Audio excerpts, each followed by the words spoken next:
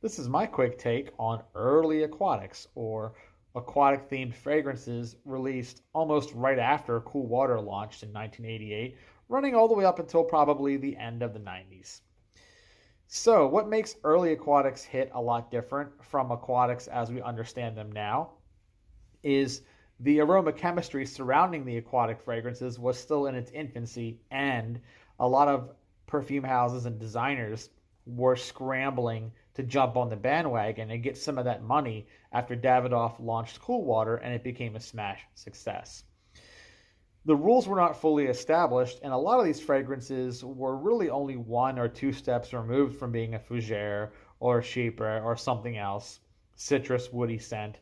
So they're only aquatic in theory or in marketing, but not really aquatic in practice.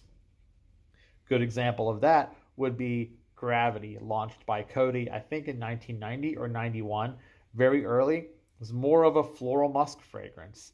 Likewise, you see stuff like Avon with C-Zone in 1992, basically a floral tobacco scent.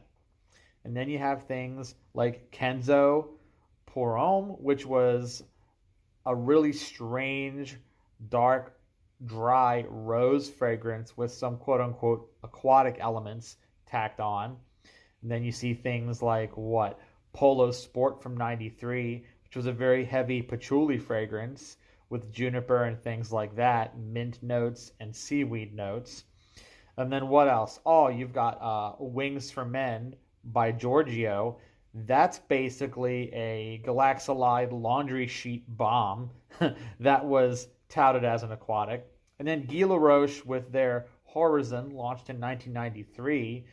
That fragrance had a very suspicious amount of amber in its base and smells a lot like a typical aftershave of the era. Speaking of aftershave, Gillette released Cool Wave in 92, and that's barely an aquatic. That's more of a fougere, really, when you think about it. Very green fragrances. A lot of times, these are very green fragrances that are cosplaying or masquerading as blue fragrances when they really aren't. Another one would be Voyageur by Jean Patou. Very much not an aquatic. It was oak moss, it was sandalwood, it was patchouli, juniper mint, and the aquatic themes were just that, themes. Now, of course, you had a lot of proper aquatics that were also coming out at this time. I mean, L'Odyssey by Issey Miyake, and of course, famously Acquadigio by Giorgio Armani. Both of those established the aquatic genre for decades to come. But there were a lot of early ones that were just really bizarre and hit different.